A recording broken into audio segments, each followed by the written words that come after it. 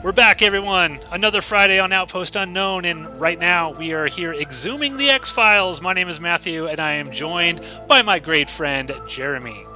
Hey!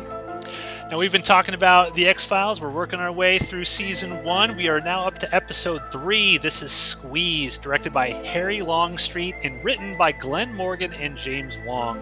Glenn Morgan and James Wong will become very important later on down the road as they become some of the writers who have done like the greatest X-Files episodes. When most people think of those two, they think, okay, we're going to get some great X-Files episodes.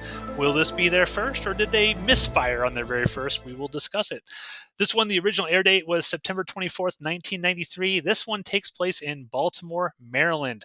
All right, Jeremy, we're talking Squeeze. What in the hell is Squeeze all about? It starts out with them investigating a murder that was weird in that there was no sign of entry or exit for the killer for all intents and purposes. It was a high security building. Somebody should have noticed somebody coming in or going out of the facility, and they just can't find it. So they bring in Fox, as this kind of seems like a weird thing. This is a normal FBI investigation, not Yeah. necessarily an X file. They bring in Fox. He compares it to this exact same thing that had happened 30 years before, 30 years before it, and 30 years before that. It. Found them fingerprints. And so it comes to find out that something is stealing livers with, or tearing livers out with their bare hands. And like five people get killed like this in the Baltimore area, and then it doesn't happen again for another 30 years. Yeah. So it's the mystery of what is going on here. And I love how this opens, where it's kind of Scully hanging out with Donald Logue, who is, he played Bullock. I don't know if you ever watched that show Gotham. I think he was Harvey Bullock in that, the Batman TV show that didn't have Batman in it, had little Bruce Wayne. So it was funny watching him in this as a young man. But yeah, he plays kind of like this hot shot. And I love that, they're establishing that Scully does have like friendships and a life outside of Mulder at this point in time, where I don't know if she went to school with this guy or whatever, but the her colleagues kind of are lumping her in with like you could do better than this guy, spooky Mulder. And I don't know, you mentioned Fox. I think that might be the first time we mentioned his name, right? We just said Mulder in the first couple episodes, but yeah, his full name is actually Fox Mulder. But yeah, I like the dynamic here where you start getting her colleagues like, look, I can get you a better job here. Like, you don't need to be slumming in the basement with this weirdo. And you kind of get that sort of throughout that tug and pull throughout this episode of, is Scully gonna kind of go that way, the more traditional stuff with her colleagues, or is she gonna stick with Mulder? Um, how did you feel about that sort of dynamic as it was playing out? Well, they needed to establish that they had talked in the two previous episodes about how weird Spooky was and how he was viewed as being weird. But outside of the leadership of the FBI kind of chewing Scully's ass about what was going on, you really haven't gotten an opportunity to see that by and large, other entities within the FBI look at what this guy is doing as just complete kookery. Like, Yeah. Fox has never represented himself that way in the episodes. He's been, you know, if a little weird, I love that. restrained. Do you think I'm spooky? I But love that line. in this one, they had to establish that, yeah, everybody in the FBI that's not specifically with the X Files just thinks that this guy's a fucking crank.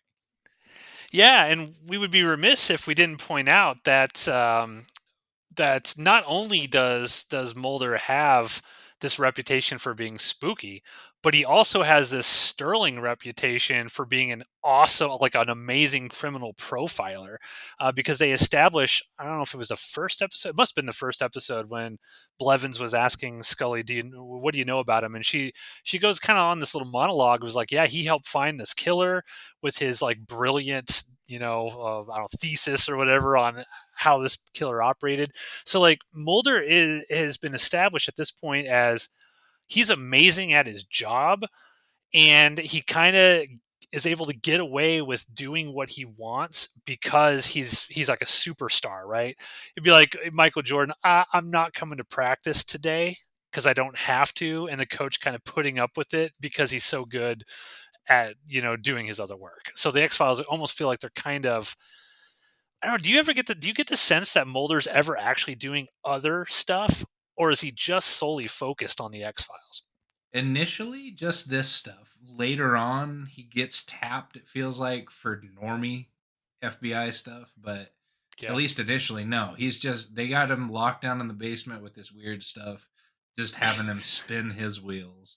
Yeah, and Donald Logue, Scully's friend. He's hunting what they're calling the Washington Crossing Killer, as you mentioned. Like there's this dude's getting into like all these offices and stuff are locked from the inside. And they're like they cannot figure it out. So they bring kind of Mulder on, and there's this territorial pissing contest where guys like, look, this is my case. Mulder's not going to get involved, but if he wants to take a look and give some advice and recommendations, he can. I love that kind of the play back and forth where Donald Logue's character cannot figure out what's going on, and Mulder's character is figuring out everything that's going on. Like the first thing Mulder does when he walks in that office, as he looks down at like these screw shavings, looks at it, and is like, oh, yeah, somebody came through that little 6x6 vent. Just stuff like that, I think is just really cool because again, it's setting up Mulder's character. Like he observes, he sees things that others don't, and stuff that even Scully doesn't see. And I like how they kind of set all that up. Um, Eugene Victor Toombs. So who is this guy? And what was your reaction kind of when this guy popped up on screen? At first, I'm like, Percy fucking Whitmore. I hate this dude. His character out of, what is it, Shawshank Redemption, Uh-huh. basically doomed him to just being that wussy. He was so good in it, but I hate him so much. Thankfully, he didn't really talk in this episode. He was just creepy, hanging out in Yeah. the gutter, and it was perfect for him. But man, He looks so weird. Like he just looks strange. And we'll talk about well, let's what's cool about this is this also they set up a dynamic with Mulder disagreeing with Scully. So Scully has a take on Eugene Victor Toombs, and that he's going to pop up at this particular location. And Scully's got this stakeout going where she's kind of wandering around this parking garage, and Mulder just kind of pops up because she pulls out her gun and she almost shoots him. And he's just eating sunflower seeds, right? He's just like, "Hey, don't shoot me, copper." It's like what this was he this dude. doing there? Like, Yeah, that's the thing. He shouldn't have actually been there. It seemed like he was only there to tell her, "You're wrong. He's not going to show up here." But I think this is the first instance we get of him eating sunflower seeds, which becomes a recurring motif for him throughout the show. But but what's great about this scene is even though logically it doesn't make any sense why he is there, because even Scully's like, "You're screwing up my stakeout, dude. Like, what are you doing? Why are you acting like a goofball eating sunflower seeds, like trying to scare the shit out of me in this parking garage?" She's right. Mulder finds out that Toombs is crawling up this air duct, and I love the fact that he tells her that he was wrong and that she was right. I think that's a really important dynamic going mm, forward because I like that they didn't just set it up that Mulder is always right and Scully is always wrong. And every time going forward, we yes, of course, Mulder's going to be right. I like that. I like that dynamic. What'd you think of him sort of being man enough to be like, "You were right. I was wrong about this."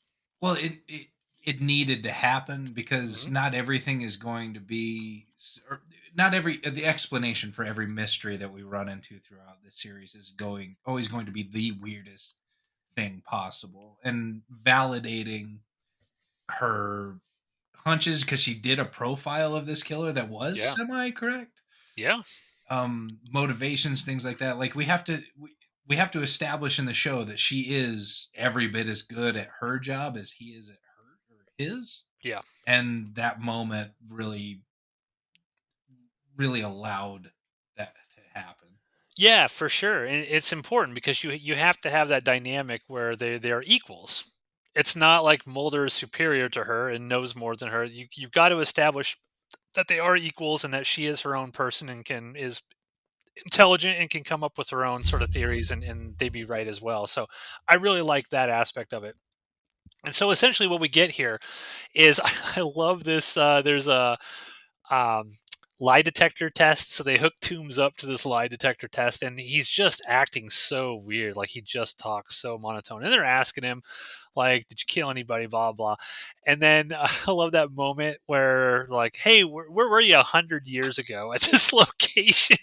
And I love the reaction of the FBI agents in the room, like watching through the window, and Donald Logue's character just going ape shit, like he cannot believe because he's all embarrassed, right? Mulder's asking these stupid questions, but then when they actually show the results, those are the lies.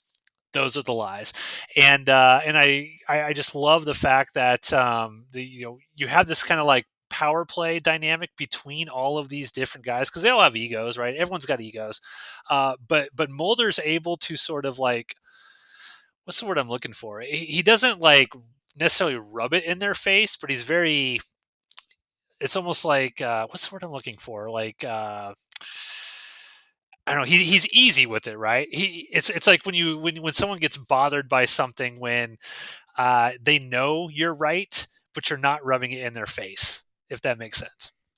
Sure. Yeah. So like that.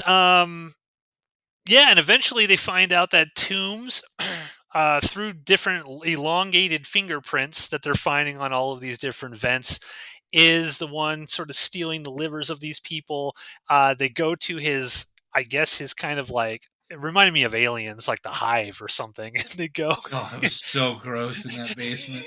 they go in there. Oh, They find all these little items that he takes as souvenirs and trophies, and they go up to like sort of like the hive of this guy, and there's this great line that David Duchovny does, where he's they see all his newspaper like all kind of like paper mache up, and they're kind of looking into this hole, and Mulder's like touching it, and he gets this stuff like this slime all over his fingers, and Scully's like, "It's bile." And he does this line, it's like, "How do I get it off my hands without betraying my cool, calm exterior?" Just so good. It is so good. And they kind of walk around. I love that Toombs is there, and he takes like the necklace off Scully, and the camera sort of pans up, and you see like the key light on just his face. Because we forgot to mention, again, we mentioned last episode the prologues. Do you remember the prologue of this episode and what happens at the very end of it? Do you remember? I don't. Okay, so it is that guy walking. He gets eaten, whatever. But as he's walking to his office, Toombs is in. He's like Pennywise in the gutter. Oh So yeah. like it zooms in on him, and his face looks like Pennywise, but his eyes are like this nasty, like yellow, like jaundicey sort of weird color. He looks disturbing. Like I got to imagine that was a call out to Pennywise from It. Just the visuals of Toombs in the gutter like that. Sure, in the 30 years between them and the killings, Yes, this is clearly a nod to it. absolutely. Yeah, I wasn't even thinking of the 30-year thing, but yeah, so a lot of It homages here, which is interesting because when I was looking up stuff, I didn't see anything about, hey, this was our ode to It or anything. It was just something I kind of noticed. But yeah, I love the fact that sort of like he's going after Scully. Eventually, Toombs makes his way, finds Scully because I think they need one more. Right, he needs one more liver to be able to hibernate for another 30 years, Yes. and you get that sort of fight sequence between Scully's putting up a fight Yeah. against this guy, and he's trying to like he's going to eat her liver, but eventually they capture him, and then they kind of lock him up, and the episode kind of ends where they put the tray of food through the little thin opening in his asylum cell or whatever, and he just grins, and it's just creepy grin. And this is not the last time that we are going to see Eugene Victor Toombs in this show. So let me ask you, what did you think of Squeeze, the very first Monster of the Week episode of the X Files? I think this was the episode that they introduced that creepy violin string plucking music that they do to kind of set your nerves Oh, on edge yeah. that they only do in the weird, like the scary episodes. So I Yep. love that aspect of it. And overall, like Monster of the Week episodes, this is one of the better ones of all of them. It set Mhm. a good tone to start out with. I love the episode myself. Yeah, I think this is super, super cool. A few of the different facts I found about this episode. Chris Carter felt that the show couldn't do just alien centric stuff, and he wanted to branch off into other paranormal topics, which was great because you could not do this show for 8 or 9 seasons or however long with just alien stuff. So it was really cool. I remember the first time I saw this, and I'm like, I have no idea what to expect from week to week now. Like I literally have no idea. It could be aliens, it could be weird monsters, it could be literally anything. It just made me even more excited for the next episode because I'm like, what am I gonna get? So the sort of genesis of the idea of this was Glenn Morgan and James Wong were inspired to write the episode after they looked at a ventilation shaft and they just wondered if someone was able to squeeze into it. And from that they just like, oh, well, let's come up with this weird story. And they actually didn't think that Chris Carter was going to accept it, but he actually really, really liked the episode, and let them go ahead and do it. The actors actually hated working with the director, Harry Longstreet. He failed to film a scene of the script, he did not get any adequate coverage, and gave absurd acting instructions. Longstreet actually told David Duchovny that Mulder should come across as angry at all times in this episode. David Duchovny says, quote, the director wanted me to be mad about this horrible serial killer. I was like, no, this is an amazing discovery. He's not morally culpable because he's genetically driven. I judge no one, unquote. Which just goes to show that David Duchovny had his fingers on the pulse of this character from the very beginning, right? Because this would be something where Mulder's like fascinated by, this guy who's been living untold years, eating people and or eating the livers of people and coming back every 30 years. He wouldn't be like pissed off, he'd be like excited, to find something like that. So James Wong ended up going back and reshooting a bunch of the stuff that was in this episode, and the creator said that the episode was actually saved in post production. So from what I gathered, this was awful when the director kind of submitted the footage and kind of like the first cut of it, and they actually had to go back and try to fix it because it was so bad initially. um, and this was Chris Carter said this was the episode where Scully had to decide between her career and Mulder, going against her colleagues to support him. And that was kind of the cool moment, right? When Donald Logue's like, well, whose side are you on? And she's like, I'm on the victim's side. I'm not here for a career promotion. I'm here to try to help the victims here, which was a good character moment for her. And I love that moment where they're walking away and they're kind of in the FBI office and Mulder gives her an out. Mulder says, hey, I know what I'm doing here is pretty weird. And I know that, your career can take off if you go with those guys. And he's like, I will not hold it against you if you decide to go that direction and you don't want to like be my partner anymore, essentially is what he's saying. I love that moment because that's Mulder. Basically, he's like, look, I'm not going to hold a grudge against you. I know how weird this is. I know how your career essentially is going to be damaged if you stay with me. You could do a lot better. That guy, Donald Logue, is correct when he tells Scully, hey, I'm moving up the chain. I'm going to bring you with me. You're going to get a lot more money, a lot more accolades. You're going to have a different life. And she chooses in that moment when Mulder kind of starts walking up the stairs, she turns that corner. She's like, well, you got to have something. Now I'm curious. I got to know. Right there, that is the moment where Mulder and Scully become official partners, in my Sure. view. Is that how you kind of saw it?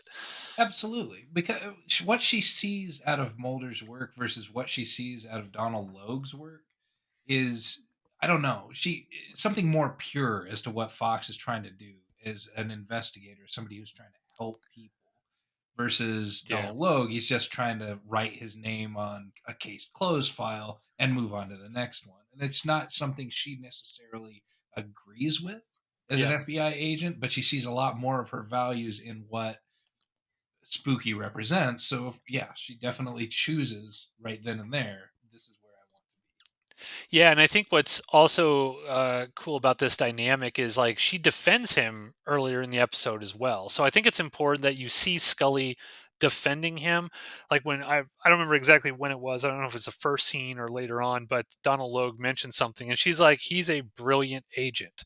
Like he's doing like really good work." And it would be so easy to write Scully in such a way where she's with her kind of friend or colleague and Mulder's not around. And either she kind of like laughs at that kind of, dig towards him, or doesn't say anything at all and just kind of, brushes it off a little bit.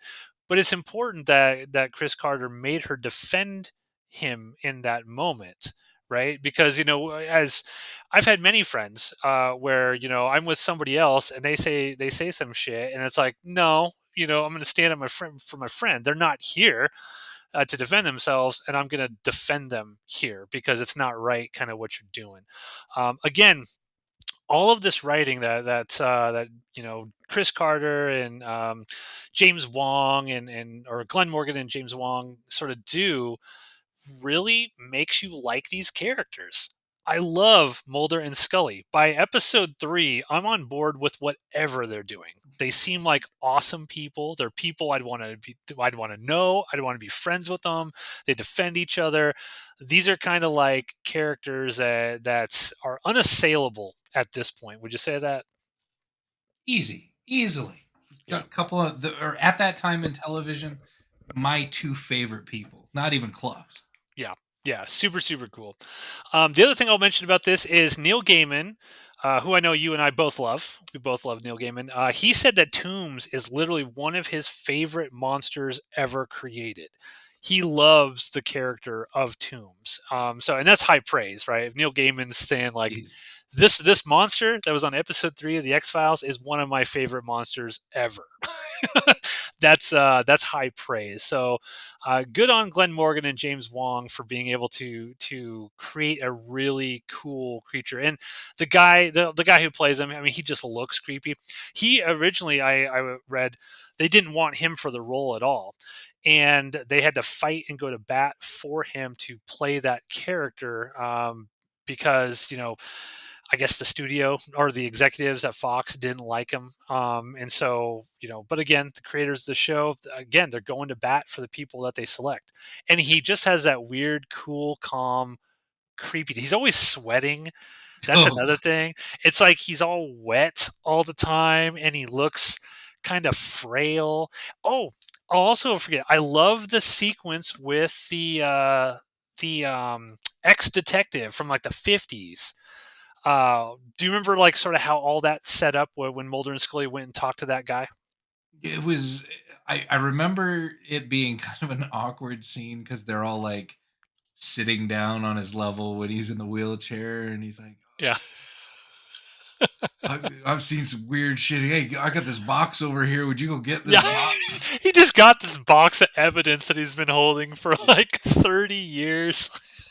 And they But go flipping through it, and it's like, okay. And then he pulls out just a convenient picture that's just crystal clear, black and white yeah, tombs.